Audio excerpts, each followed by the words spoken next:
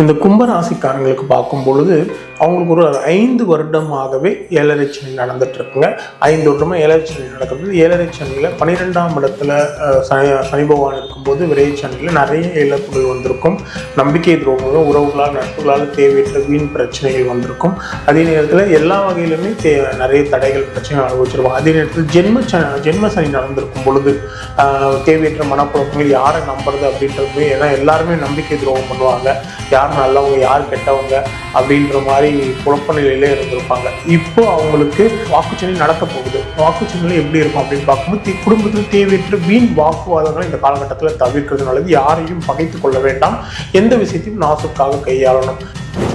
திடீர்னு ஏதோ ஒன்று லூஸ் ஸ்டாக் விட்டுருவாங்க. அதன் மூலம் அவங்க மக்களால் எதிர்க்கக்கூடிய சூழல், போராட்டங்கள் நடத்தக்கூடிய சூழல்லாம் நிறைய நடந்திருக்கு. அந்த மாதிரியான விஷயங்கள்லாம் எப்படி அவங்களுக்கு இந்த மாதிரி சாதாரணமாக மனிதர் வாழ்க்கையிலும் இதாக தேவையில்லாத லூஸ் ஸ்டாக் விட்டு அதன் மூலம் பிரச்சனையாகிற சூழல் இருக்கிறதுனால கொஞ்சம் இந்த காலகட்டத்தில் இதிலும் கவனமாக செயல்பட வேண்டியது அவசியமாக இருக்குது. இருந்தாலும் பரவாயில்ல, ஜூனுக்கு அப்புறம் அவங்களுக்கு ஓரளவுக்கு நல்ல மாற்றங்களும் முன்னேற்றங்களும் நிச்சயம் உண்டு. அதனால் இந்த கும்பராசிக்காரங்க கொஞ்சம் கவனமாக இருக்க வேண்டிய காலகட்டம் தான் சொல்லணும். ஏன்னா ஒவ்வொரு சனிக்கிழமையும் ஜாங்கிரிக்கு, லட்டு, எள்ளுருண்டை இது 3த்தையும் வாங்கி இவங்க சாப்பிட்றதும் மற்றவங்களுக்கு தானம் பண்ணுறதும் ஒரு சிறந்த பரிகாரமாக இருக்கும். இதை சனிக்கிழமை செஞ்சுட்டே வரும்.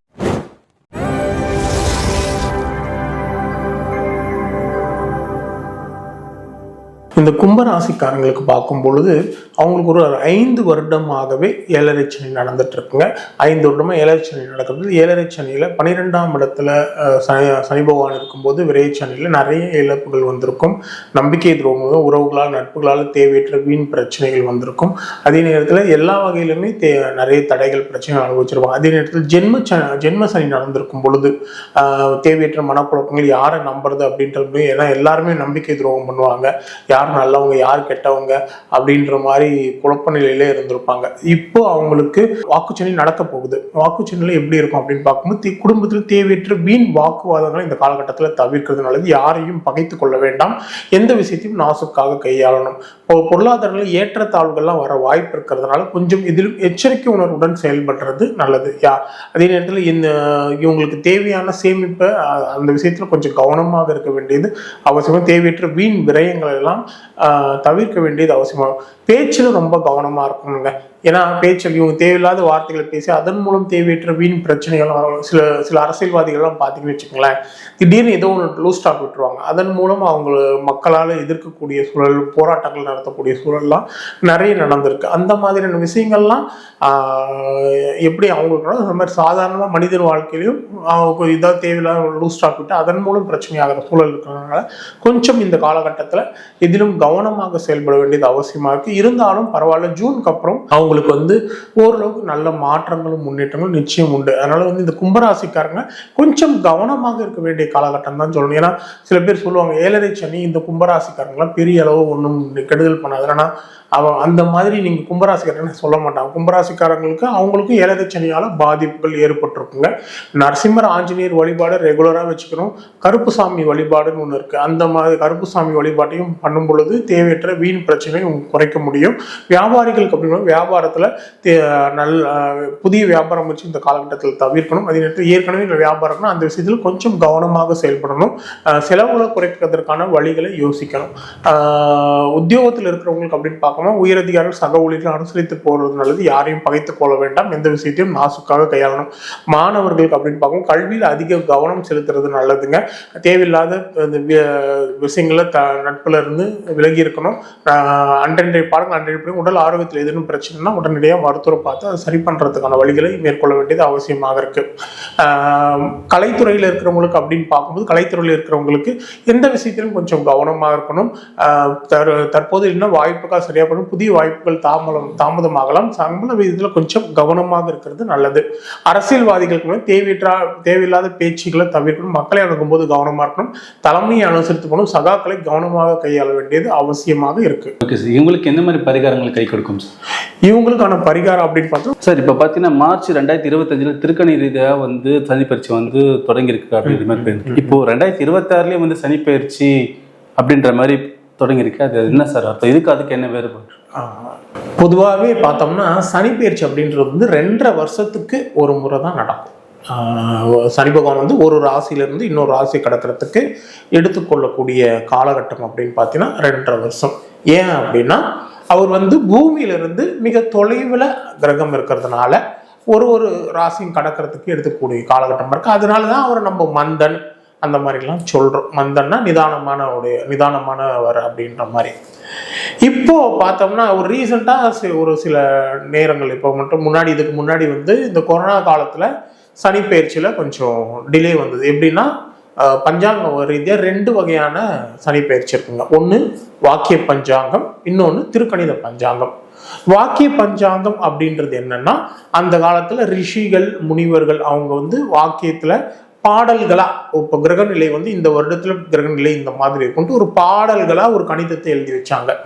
அதை பேஸ் பண்ணி வர்றது வந்து வாக்கிய பஞ்சாங்கம். அதை வந்து கோவில்கள்ல பாரம்பரியமா பயன்படுத்திட்டு வர்றதுனால அது கோவில்ல இப்போ திருநள்ளாறுல நடக்கிற சனிப்பெயர்ச்சி எல்லாமே மற்ற கோயில்கள்ல திருக்கொள்ளிக்காடு இதெல்லாமே சனிப்பெயர்ச்சி நடத்தினாங்கன்னா அவங்க பஞ்சாங்கப்படி வாக்கிய பஞ்சாங்கப்படியான சனிப்பெயர்ச்சியை தான் அவங்க எடுத்துக்குவாங்க. திருக்கணிதம் அப்படின்னா என்னன்னா அதாவது வந்து சயின்டிபிக்கா, அதாவது வந்து அந்த காலத்துல கோள்களை வந்து இந்த மாதிரிலாம் இருக்குன்னு சொல்லிட்டு ஒரு கணித முறையை கொண்டு வந்தாங்க. அதுக்கப்புறம் கண்களால் பார்த்து, ஓகேவா, கண்களால் ஒரு டெலஸ்கோப் இந்த மாதிரி சயின்டிஃபிக்காக அனலைஸ் பண்ணி அதுக்கப்புறம் ஒவ்வொரு கிரக நிலையும் எந்தெந்த இடத்துல இருக்குது அப்படின்ற மாதிரி ஒரு கால்குலேஷனை கொண்டு வந்து அதன் மூலம் கொண்டு வந்தது தான் திருக்கணிதம். இது வந்து திருத்தப்பட்ட கணிதம் அப்படின்னு சொல்லுவாங்க. திருஷ்டியால், அதாவது கண்களால் பார்த்து திருத்தப்பட்ட கணிதம் அப்படின்னு சொல்லுவாங்க. ஓகேங்களா? ஸோ இது வந்து திருக்கணித முறை. ஸோ இப்போ பார்த்தோம்னா சனிப்பெயர்ச்சி அப்படின்றது வந்து ஏற்கனவே நடந்துடுச்சா இல்லை இப்போதான் நடக்க போதான்னு நிறைய பேருக்கு குழப்பம் இருக்கும். நீங்க கோவில்ல இந்த பஞ்சாங்கத்தை பயன்படுத்தினாலும் நம்ம பலன்கள் வச்சு பார்க்கும் பொழுது திருக்கணிதம் படியான பலன்கள் வந்து ரொம்ப துல்லியமா இருக்கும். வாக்கியப்படியாம நடக்காதுன்னு நான் சொல்ல வரல, ஆனா வாக்கிய பஞ்சாங்கம் படி இருக்கும். ஆனா துல்லியமா இப்ப பாத்தீங்கன்னா திருப்பரங்குன்றம் அப்படி, அதுக்கு ப்ரூஃப் என்னன்னா இப்ப திருப்பரங்குன்றம் அப்படின்றது வந்து மீனராசி, மதுரைன்றது வந்து மீனராசி, மதுரை மீனாட்சி அப்படின்றது மீனராசி. ஓகேங்களா? திருப்பரங்குன்றமும் மதுரை பக்கத்துல இருக்குது, அது மீனராசி. இப்போ திருப்பரங்குன்றத்துல கரெக்டா ஒரு 1.5 years முன்னாடி வந்து ஜனவரியில 2025 பிரச்சனை ஆரம்பிச்சது. ஏன்னா சனி பகவான் ஒரு ராசிக்கு வர்றதுக்கு 6 மாதத்துக்கு முன்னாடி அதற்குரிய பலன்களை தருவார். அதன்படி பார்க்கும் பொழுது மார்ச் மாதம் சனி பெயர்ச்சி, ஆனால் ஜனவரி மாசத்துல இருந்தே திருப்பரங்குன்றம் பிரச்சனை அதிகமாகி அதன் மூலம் சில பிரச்சனைகள் ஓடிட்டு இருக்கு. அப்போ சனி அங்க வந்துட்டதுனாலதான் திருப்பரங்குன்றத்துல அந்த பிரச்சனை உருவாச்சு. ஸோ இந்த மாதிரி தனிப்பட்ட முறையில மீனராசிக்காரங்களை பார்த்தீங்கன்னா, மீனராசிக்காரங்களை போய் கேட்டுன்னு வச்சா தலைவலி அதிகமா இருக்கு, மனக்குழப்பம் அதிகமா இருக்கா அப்படின்னு கேட்டோம்னா ஆமான்னு சொல்லுவாங்க. ஏன் அப்படின்னா அவங்களுக்கு ஜென்ம சனி நடந்துட்டு இருக்கு. ஸோ அதை வச்சு பார்க்கும் பொழுது திருக்கணித ரீதியான பலன்கள் மிகவும் அக்யூரசி கொடுக்கும். அதற்காக நம்ம வாக்கியத்தை நம்ம ஒதுக்கிட முடியாது. ஏன்னா அது பாரம்பரியமாக பயன்படுத்துறதுனால இப்போ நடக்கிற சனிப்பெயர்ச்சி வந்து திருநள்ளாறுல நடக்கிற சனிப்பெயர்ச்சி இந்த வருடம் மார்ச் மாதம் 6ஆம் தேதி நடக்குதுங்க. இது வந்து வாக்கிய ரீதியான சனிப்பெயர்ச்சி. சரி சார், இப்போ வருடங்களை பற்றி நிறைய பயிற்சிகள் நிறைய வருதுன்னு தெரியும். ஆனா முக்கியமா இந்த சனி பயிற்சி மட்டும் அதிகமாக எதிர்பார்த்து பார்க்குறோம். அதாவது ஆக்சுவலி வந்து ஒவ்வொரு கிரக பெயர்ச்சியும் எதிர்பார்ப்புகள் உண்டு. எப்படின்னு பார்த்தோம்னா சனி பெயர்ச்சி, குரு பெயர்ச்சி, ராகு கேது பெயர்ச்சி, இந்த கிரகங்களுடைய பெயர்ச்சிகள் மட்டும்தான் மிகவும் தெளிவான, அதாவது வந்து எல்லாரையும் எதிர்பார்க்கக்கூடியது. ஏன் அப்படின்னா அது சில மாற்றங்களை ஏற்படுத்தி அந்த மாற்றங்களை நல்லா உணர முடியும். மற்ற பெயர்ச்சிகள் இந்த சூரியன், சந்திரன், செவ்வாய் இதனுடைய பெயர்ச்சி காலகட்டம்லாம் இப்போ சந்திரன்லாம் ஒரு 2.25 நாளுக்கு ஒரு ராசி மாறும். சூரியன் மாதத்துக்கு ஒரு முறை. ஸோ இந்த மாதிரிலாம் பண்ணும் பொழுது அதில் வந்து பெரிய அளவு மாற்றங்களை நார்மல் வாழ்க்கையில நம்ம அனுபவிக்க முடியாது. ஆனால் நம்ம ராசி பலன்களை சந்திரன் வச்சு டெய்லி ராசி பலன் எழுதும் போதும் அக்யூரசி வரும். பட் வந்து அதிகமாக எதிர்பார்க்கக்கூடியது அப்படின்னு பார்த்தோன்னா இந்த பயிற்சிகள் தான். அதில் சனி பயிற்சி ஏன் சார் அதிகமாக பார்க்குறோம் அப்படின்னா அது ஒரு ராசியில் 2.5 வருஷம் இருக்கிறதுனால அதனுடைய நன்மையோ தீமையோ நீண்ட காலம் நீடிக்குது. அதனுடைய வழி அதிகமாக இருக்கும், இல்லை அதனால் வரக்கூடிய நன்மைகள் ரொம்ப அதிகமாக இருக்கும். அதனால தான் இந்த சனி பயிற்சியை மக்கள் ரொம்ப எதிர்பார்க்குறாங்க. ஒவ்வொரு சனிக்கிழமையும் ஜாங்கிரியும் லட்டு, எள்ளுருண்டை இது மூணுத்தையும் வாங்கி இவங்க சாப்பிட்றதும் மற்றவங்களுக்கு தானம் பண்ணுறதும் ஒரு சிறந்த பரிகாரமாக இருக்கும். இதை சனிக்கிழமை செஞ்சுட்டே வரணும். நான் விஞ்ஞான ஜோதிடர் ஆம்பூர் வேல்முருகன். நம்ம வந்து ஜோதிடத்தில் நம்மளை சார்ந்து வரக்கூடியவங்களுக்கு நீங்கள் வந்து உங்களுடைய பிரச்சனைகள் ஏதேனும் இருக்குது அப்படின்னாலும், இல்லை உங்களுக்கு சனிப்பெயர்ச்சியால் பிரச்சனை வருது, இல்லை வேறு ஏதேனும் பிரச்சனை அப்படின்னாலும் உங்களுக்கு தனிப்பட்ட ஆலோசனை வேணால் நீங்கள் என்னை தொடர்பு கொள்ளுங்கள்.